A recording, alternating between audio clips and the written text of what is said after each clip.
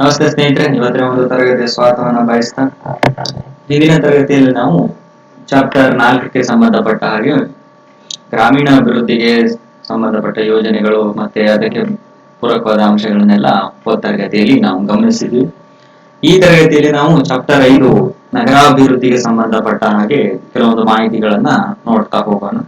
ಇದರಲ್ಲಿ ಸಾಕಷ್ಟು ಅಂಶಗಳನ್ನ ಒತ್ತು ಕೊಟ್ಟು ನೋಡುವಂತ ಅವಶ್ಯಕತೆ ಇಲ್ಲ. ಸ್ವಲ್ಪ ಲೈಟ್ ಆಗಿ ಎಲ್ಲವನ್ನ ಪಾಯಿಂಟ್ಸ್ ಗಳನ್ನ ನೋಡ್ಕೊಂತ ಹೋದ್ರೆ ಸಾಕು. ಅಂದ್ರೆ ನಗರಕ್ಕೆ ಸಂಬಂಧಪಟ್ಟ ಹೊಸ ಯೋಜನೆಗಳು ಯಾವ್ಯಾವ ಬಂದಿದೆ ಅನ್ನುವಂಥದ್ದು ನೋಡ್ತಾ ಹೋದ್ರೆ ಸಾಕಾಗುತ್ತೆ. ಇದರ ನೆಕ್ಸ್ಟ್ ಬರುವಂತ ಚಾಪ್ಟರ್ ಬಹಳ ಇಂಪಾರ್ಟೆಂಟ್. ಅದನ್ನ ನೀವು ಬಹಳ ಒಲವು ಕೊಟ್ಟು ನೋಡ್ಬೇಕಾಗತ್ತೆ ಅಂತ ಹೇಳ್ತಾ, ಇಲ್ಲಿ ಮೊದಲನೇದಾಗಿ ನಾವು ನಗರಾಭಿವೃದ್ಧಿಗೆ ಸಂಬಂಧಪಟ್ಟ ಹಾಗೆ ನಾನು ಮೊದಲನೇ ಕ್ಲಾಸ್ ಅಲ್ಲಿ ನಿಮಗೆ ತಿಳಿಸಿದೆ. ಗ್ರಾಮೀಣ ಪ್ರದೇಶ ಮತ್ತು ನಗರ ಪ್ರದೇಶದಲ್ಲಿ ವಾಸಿಸುವವರ ಒಂದು ಶೇಕಡಾವಾರು ಪ್ರಮಾಣವನ್ನು ತೋರಿಸುತ್ತೆ. ಇಲ್ಲಿ ನಗರ ಪ್ರದೇಶದಲ್ಲಿ ಶೇಕಡ ನಾವು 38.67% ಜನ ಒಂದು ನಗರ ವಾಸಿಗಳಾಗಿರುವಂತದ್ದನ್ನ ಗಮನಿಸ್ತೇವೆ. ಅವರಿಗೋಸ್ಕರವಾಗಿ ಸರ್ಕಾರ ಹಲವು ಯೋಜನೆಗಳನ್ನ ತೆಗೆದುಕೊಂಡಿದೆ. ಅವರಿಗೆ ಬೇಕಾದಂತಹ ಮೂಲ ಸೌಕರ್ಯಗಳನ್ನ, ರಸ್ತೆಯನ್ನ, ವಸತಿಯನ್ನ, ನೀರನ್ನ ಕೊಡುವಂತಹ ಒಂದು ಕೆಲಸವನ್ನ ಸರ್ಕಾರ ಮಾಡುವಂತ. ಪ್ರಮುಖವಾಗಿ ನಗರದಲ್ಲಿ ಕೆಲವೊಂದು ಮಿಷನ್ಗಳನ್ನ, ಉದಾಹರಣೆಗೆ ಸ್ಮಾರ್ಟ್ ಸಿಟಿ ಮಿಷನ್ ಅಥವಾ ಅರ್ಬನ್ ಡೆವಲಪ್ಮೆಂಟ್ ಪ್ರೋಗ್ರಾಮ್ಸ್ ಗಳನ್ನ ತೆಗೆದುಕೊಂಡು ಬರುವಂತದ್ದು, ಇಂತಹ ಒಂದು ಕಾರ್ಯಕ್ರಮಗಳನ್ನ ಹೊಸದಾಗಿ ತೆಗೆದುಕೊಂಡು ಬರುತ್ತೆ. ನಗರವಾಸಿಗಳು ಅಂತ ಬಂದಾಗ ಕೆಲವೊಂದು ಪಟ್ಟಣ ಪಂಚಾಯಿತಿಗಳು ಬರುತ್ತೆ, ಮುನ್ಸಿಪಾಲಿಟಿಗಳು ಬರುತ್ತೆ, ಹಾಗೆ ಮಹಾನಗರ ಪಾಲಿಕೆಗಳು ಬರುತ್ತೆ.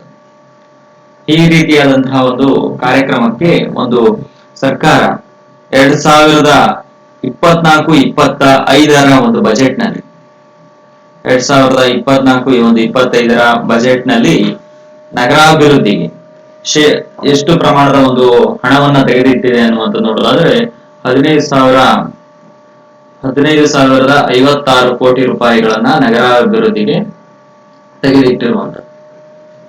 ನಗರಾಭಿವೃದ್ಧಿಗೆ ತೆಗೆದುಕೊಂಡ್ರೆ ಪ್ರಮುಖವಾಗಿ ಅಲ್ಲಿ ಪಟ್ಟಣ ಪಂಚಾಯತ್ ನಾನು ಹೇಳಿದಾಗ ಮುನ್ಸಿಪಾಲಿಟಿ ಇವೆಲ್ಲವಕ್ಕೂ ಸೇರಿಸಿ ಬಂದಂತಹ ಅಮೌಂಟ್ ಎಷ್ಟಿದೆ, ಮಹಾನಗರ ಪಾಲಿಕೆಗಳು ಎಷ್ಟಿದೆ, 10+1 11 ಪಾಲಿಕೆಗಳು ಇರುವಂತದ್ದು. ಹಾಗಾಗಿ ಅಲ್ಲಿ ಅದನ್ನ ಒಂದು ಡೆವಲಪ್ಮೆಂಟ್ಗೋಸ್ಕರವಾಗಿ ತೆಗೆದಿಟ್ಟಂತ ಹಣ. ನಂತರದಲ್ಲಿ ವಿವಿಧ ಕಾರ್ಯಕ್ರಮಗಳನ್ನು ಕೂಡ ಸರ್ಕಾರ ತೆಗೆದುಕೊಂಡು ಬಂದಿರುವಂತದ್ದು. ವಸತಿ ಕಾರ್ಯಕ್ರಮಗಳು ನೋಡ್ತೇವೆ. ಪ್ರಮುಖವಾಗಿ ವಸತಿ ಯೋಜನೆಗಳು,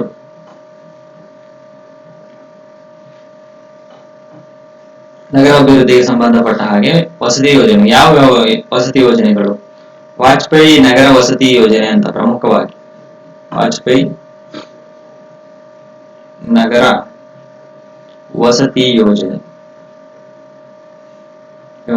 ಇದರ ಬಗ್ಗೆ ಸಂಪೂರ್ಣ ಮಾಹಿತಿಯನ್ನ ನೀವು ಯೋಜನೆಗಳ ಒಂದು ಬುಕ್ ಗಳಿಂದ ಕಲೆಕ್ಟ್ ಮಾಡ್ಕೋಬೇಕು. ನಾನು ಇಲ್ಲಿ ಯಾವ್ಯಾವ ಯೋಜನೆಗಳು ಬರುತ್ತೆ ಅನ್ನುವಂಥದ್ದನ್ನ ಹೇಳ್ತಾ ಹೋಗುವಂಥದ್ದು.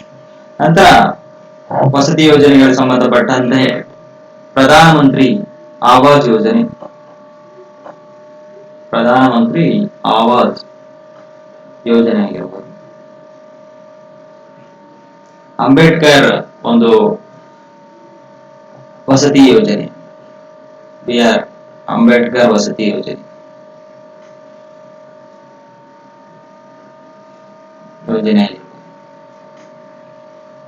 ದೇವರಾಜ್ ಅರಸ್ ಪುನರ್ ವಸತಿ ಯೋಜನೆ, ದೇವರಾಜ್ ಅರಸ್ ಪುನರ್ ವಸತಿ ಯೋಜನೆ. ನೋಡಿ, ಇಲ್ಲಿ ನಗರಾಭಿವೃದ್ಧಿ ಅಂದ ತಕ್ಷಣ ಜನಗಳು ಹೈಫೈ ಇರ್ತಾರೆ ಅನ್ನುವಂಥದ್ದಲ್ಲ.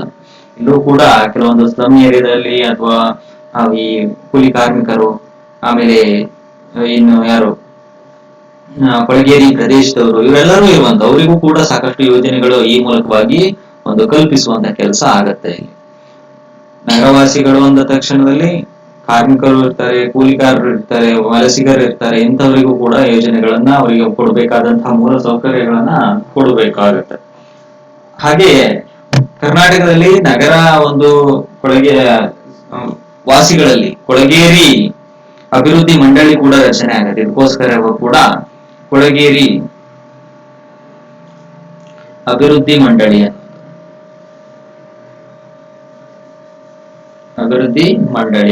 ಅದು ಕೂಡ ರಚನೆ ಆಗತ್ತೆ. ಯಾವಾಗ ಇವರ ಒಂದು ಅಭಿವೃದ್ಧಿಗಾಗಿ ಒಂದು ಕಾಯ್ದೆ ಮೂಲಕ 1973ರಲ್ಲಿ ಆಕ್ಟ್ ಮೂಲಕ ಕಾಯ್ದೆ ಮೂಲಕ ಇವರ ಅಭಿವೃದ್ಧಿಗಾಗಿ ಒಂದು ಕಾಯ್ದೆಯನ್ನು ತರುವುದು. ಏನಂತ, ಈ ಮಂಡಳಿಯ ಮೂಲಕ ಕರ್ನಾಟಕ ಕೊಳಗೇರಿ ಮಂಡಳಿಯನ್ನ ಸ್ಥಾಪನೆ ಮಾಡಿ ಅವರಿಗೆ ಆಶ್ರಯವನ್ನ ಕೊಡುವಂತಹ ಒಂದು ಕೆಲಸವ ಆಗುವಂಥದ್ದು. ಅಂದ್ರೆ ನಗರ ಪ್ರದೇಶದಲ್ಲಿ ಇರುವಂತಹ ಜನರಿಗೆ ಕೊಡುವಂತಹ ಒಂದು ಆಶ್ರಯ ಯೋಜನೆ ಆಗಿರುವಂಥದ್ದು. ನಂತರ ನಾನಾಗಲೇ ನಿಮಗೆ ಹೇಳಿದೆ, ಸರ್ಕಾರದಲ್ಲಿ ಕೆಲವೊಂದು ಮಿಷನ್ಗಳ ಮೂಲಕವಾಗಿ ನಗರಗಳನ್ನ ಅಭಿವೃದ್ಧಿ ಪಡಿಸುವಂಥದ್ದು. ನಿಮ್ಗೆ ಗೊತ್ತಿದೆ, ಸ್ಮಾರ್ಟ್ ಸಿಟಿ ಮಿಷನ್ ಅನ್ನು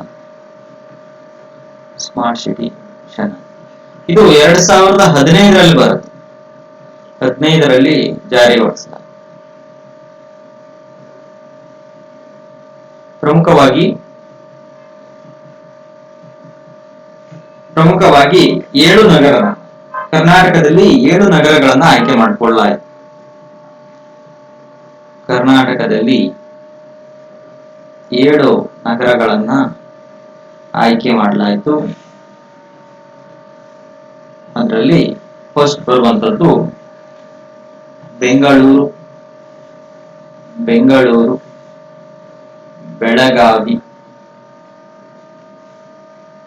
ಆಮೇಲೆ ತುಮಕೂರು, ದಾವಣಗೆರೆ, ಮಂಗಳೂರು,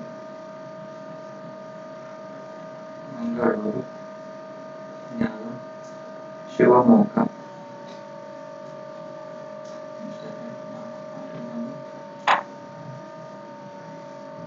ಹುಬ್ಬಳ್ಳಿ ಧಾರವಾಡ.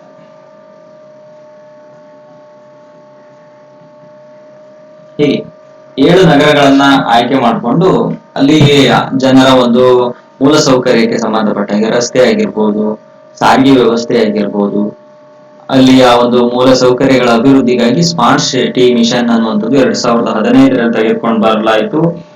ಬೆಳಗಾವಿ, ಬೆಂಗಳೂರು, ಹುಬ್ಬಳ್ಳಿ ಧಾರವಾಡ, ದಾವಣಗೆರೆ, ಮಂಗಳೂರು ಮತ್ತೆ ಶಿವಮೊಗ್ಗ ಡಿಸ್ಟಿಕ್ ಗಳಲ್ಲಿ ತೆಗೆದುಕೊಂಡು ಬರುವಂತಹ ಒಂದು ಮಿಷನ್ ಸ್ಮಾರ್ಟ್ ಸಿಟಿ ಮಿಷನ್ ಅನ್ನೋದು. ಅದು ನೆನಪಿರಬೇಕು. ಜೊತೆಗೆ ಇತ್ತೀಚೆಗೆ ಸಾರಿಗೆ ವ್ಯವಸ್ಥೆಯಲ್ಲೂ ಕೂಡ ಒಂದು ಹೊಸ ಟೆಕ್ನಾಲಜಿಯನ್ನು ಕೂಡ ತೆಗೆದುಕೊಂಡು ಬಂದಿದೆ ಸರ್ಕಾರ.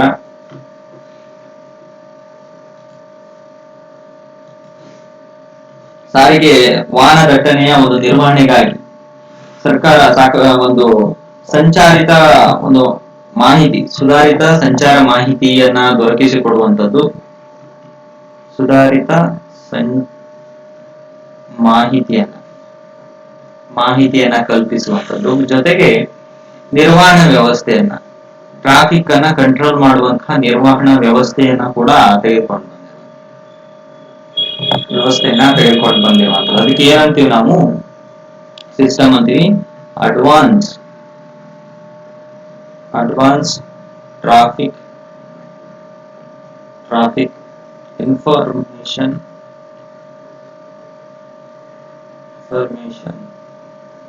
And management system. ಇದನ್ನ ವಿಸ್ತರಿಸಿ ಬರೆಯಿರಿ ಅಂತ ಕೇಳ್ತಾರೆ. ATIMS ವಿಸ್ತರಿಸಿ ಬರೆಯಿರಿ ಅಂದ್ರೆ ಸುಧಾರಿತ ಒಂದು ಸಂಚಾರ ಮಾಹಿತಿಯನ್ನು ಒದಗಿಸಿಕೊಡುವಂಥದ್ದು, ಮತ್ತೆ ಸಂಚಾರ ವ್ಯವಸ್ಥೆಯಲ್ಲಿ ಕರೆಕ್ಟ್ ಆದಂತಹ ಒಂದು ನಿರ್ವಹಣೆ ವ್ಯವಸ್ಥೆಯನ್ನ ಕೂಡ ಸರ್ಕಾರ ತೆಗೆದುಕೊಳ್ಳುವಂತಹ ಹೊಸ ಒಂದು ಕಾರ್ಯಕ್ರಮ ಸಂಚಾರ ವ್ಯವಸ್ಥೆಯಲ್ಲಿ. ಇದು ಬಹಳ ಇಂಪಾರ್ಟೆಂಟ್ ಆಗುತ್ತೆ. ಇದೊಂದು ಪಾಯಿಂಟ್ ಅನ್ನ ನೀವು ಬರಬೇಕಕ್ಕೆ ಸಾಧ್ಯ ಆಗಿರ್ಬೇಕು. ಇದಾದ ನಂತರದಲ್ಲಿ ನಿಮ್ಗೆಲ್ಲ ಗೊತ್ತಿದೆ BBMP ಬಗ್ಗೆ, ಅದನ್ನು ಕೆಲವು ಬಾರಿ ಕ್ವಶನ್ಸ್ ಗಳು ಆಗುವಂತ ಸಾಧ್ಯತೆ ಇರುತ್ತೆ. ಹಾಗಾಗಿ BBMP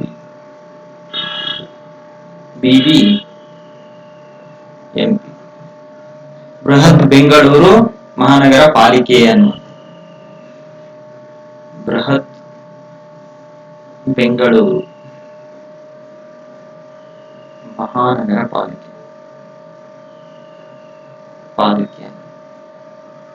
ಅದು ಕೂಡ ಇಂಪಾರ್ಟೆಂಟ್ ಆಗುವುದು. ಬೃಹತ್ ಬೆಂಗಳೂರು ಮಹಾನಗರ ಪಾಲಿಕೆ 1973 49ರಲ್ಲಿ ಈ BBMPಯನ್ನ ಸ್ಥಾಪನೆಯನ್ನ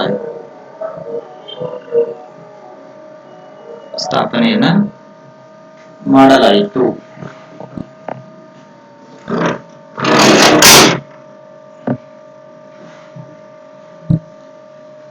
ಇಲ್ಲಿ ಪ್ರಸ್ತುತವಾದಂತಹ 8 ವಲಯಗಳನ್ನ ಆಯ್ಕೆ ಮಾಡಿಕೊಂಡು BBMPಯನ್ನ ಮಾಡುವ, ಅಂದ್ರೆ ಕೆಲವು ಉದಾಹರಣೆಗೆ ಈ ಪೀಣ್ಯಾಸ ಏನು, ಆಮೇಲೆ ಯಶವಂತಪುರ, ಈ ರೀತಿಯಾದಂತಹ ಒಂದು ವಲಯಗಳನ್ನ, ದಕ್ಷಿಣ ಉತ್ತರ ಅನ್ನುವಂತಹ ವಲಯಗಳನ್ನ ಆಯ್ಕೆ ಮಾಡಿ 8 ವಲಯಗಳಾಗಿ ಮಹಾನಗರ ಪಾಲಿಕೆಯನ್ನ ಹಂಚಿಕೆ ಮಾಡಿರುವಂತದ್ದು. ಈ 8 ಮಹಾನಗರ ಪಾಲಿಕೆಗಳಲ್ಲಿ ಇವರ ಕಾರ್ಯಗಳನ್ನ ನೋಡೋದಾದ್ರೆ, ಮೊದಲನೇದಾಗಿ ಫ್ಲೈಓವರ್ಸ್ ಗಳನ್ನ ನಿರ್ಮಾಣ ಮಾಡುವುದು, ಫ್ಲೈಓವರ್ಸ್ ಗಳನ್ನ ನಿರ್ಮಾಣ ಮಾಡುವಂಥದ್ದು, ಅಂಡರ್ ಪಾಸ್ ಗಳನ್ನ ನಿರ್ಮಾಣ ಮಾಡುವಂಥದ್ದು, ಅಂದ್ರೆ ಸಾರಿಗೆ ವ್ಯವಸ್ಥೆಗೆ ಸಂಬಂಧಪಟ್ಟ. ಆಮೇಲೆ ಸಿಗ್ನಲ್ ಮತ್ತು ಮುಖ್ಯ ರಸ್ತೆಗಳನ್ನ ನೋಡುವಂಥದ್ದು, ಮುಖ್ಯ ರಸ್ತೆಗಳನ್ನ ನಿರ್ಮಾಣ ಮಾಡುವಂಥದ್ದು, ಹಾಗೆ ವೈಟ್ ಟಾಪಿಂಗ್ ಮಾಡುವಂಥದ್ದು,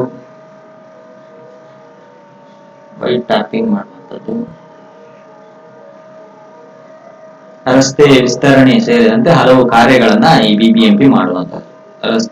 ಆಮೇಲೆ ಇನ್ನೊಂದು ಒಳಚರಂಡಿ ಅಂತ ಬರ್ತದೆ, ಒಳಚರಂಡಿ ವ್ಯವಸ್ಥೆಗೆ ಸಂಬಂಧಪಟ್ಟ. ಇವ್ರೇನು ಒಳಚರಂಡಿ ಮಾಡಿಲ್ಲ ಕರೆಕ್ಟ್ ಆಗಿ, ಮಳೆ ಬಂದಾಗ ಗೊತ್ತಾಗ್ತದೆ.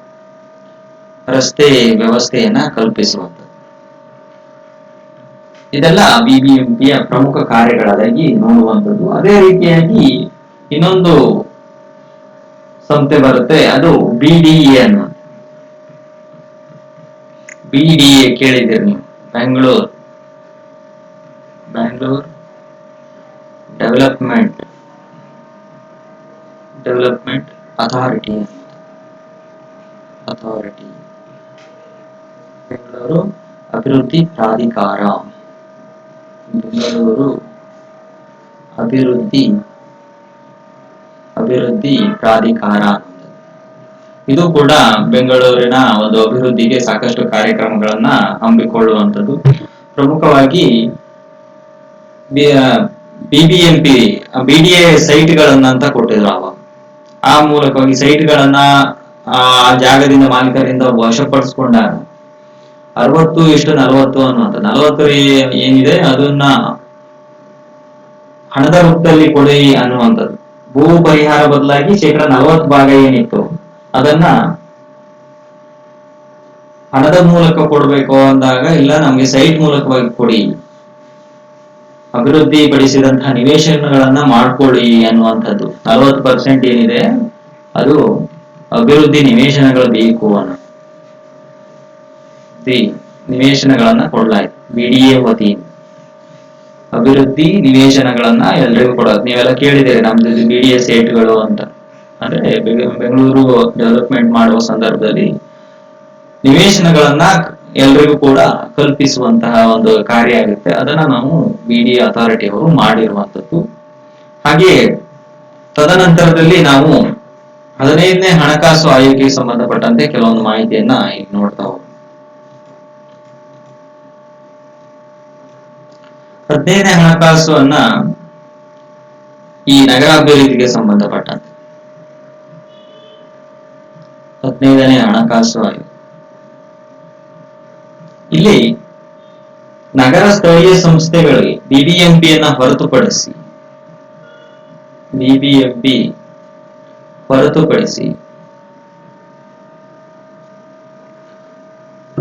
ಈ 15ನೇ ಹಣಕಾಸು ಏನ್ ಮಾಡುತ್ತೆ, 870 ಕೋಟಿ ರೂಪಾಯಿಯನ್ನ ನಗರಾಭಿವೃದ್ಧಿಗೆ ಕೊಡುವಂಥದ್ದು ಅನುದಾನವನ್ನ ಕೊಡುವಂಥದ್ದು.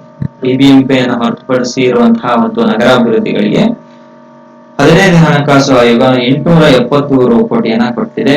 ಇದರಲ್ಲಿ ಏನ್ ಹೇಳುತ್ತೆ ಅಂದ್ರೆ, ಅವರು ಒಂದು ಕಂಡೀಷನ್ ಕೂಡ ಹಾಕಿದ್ದಾರೆ. ಏನ್ ಕಂಡೀಷನ್ ಹಾಕಿದ್ದಾರೆ ಅಂದ್ರೆ, 60% ಏನಿದೆ ಮತ್ತೆ 40%. ಶೇಕಡ 60 ಏನಿದೆ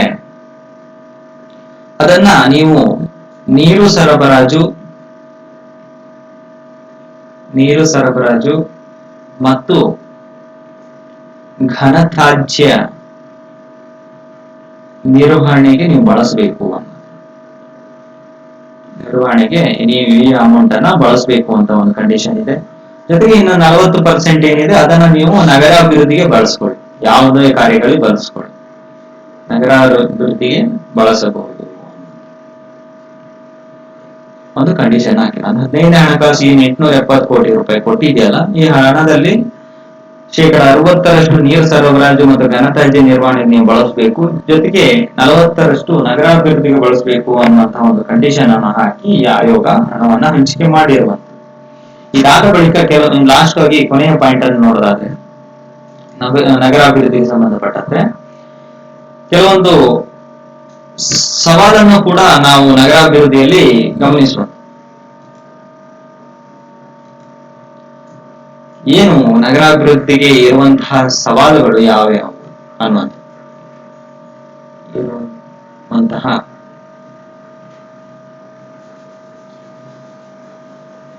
ಸವಾಲುಗಳು, ಇದರ ಬಗ್ಗೆ ಸಾಕಷ್ಟು ಮಾಹಿತಿಯನ್ನ ನೀವು ಬುಕ್ ನಲ್ಲಿ ನೋಡಬಹುದು. ನಾನಿಲ್ಲಿ ಮೊದಲನೇದಾಗಿ ನೋಡುವಂಥದ್ದು, ಸೈಟ್ಗಳನ್ನ ನಿರ್ಮಾಣ ಮಾಡಿದಾಗ ಅಲ್ಲಿ ಒಳಚರಂಡಿ ವ್ಯವಸ್ಥೆಯನ್ನ ನಿರ್ವಹಣೆ ಮಾಡದೇ ಇರುವಂಥದ್ದು, ಸರಿಯಾದಂತಹ ಒಳಚರಂಡಿ ವ್ಯವಸ್ಥೆ ನಿರ್ಮಾಣ ಮಾಡದೇ ಇರುವಂಥದ್ದು, ಜೊತೆಗೆ ತ್ಯಾಜ್ಯಗಳ ನಿರ್ವಹಣೆ ಇದರಲ್ಲಿ ಘನ ತ್ಯಾಜ್ಯಗಳು ಅನ್ನುವಂಥದ್ದು, ಹಾಗೆ ತ್ಯಾಜ್ಯ ಜೊತೆಗೆ ಇ ವೇಸ್ಟ್ ಅಂತ ಕರಿತೇವೆ. ಇ ವೇಸ್ಟ್ ಅನ್ನುವಂಥದ್ದು ಬಹಳ ಇಂಪಾರ್ಟೆಂಟ್ ಆಗುತ್ತೆ.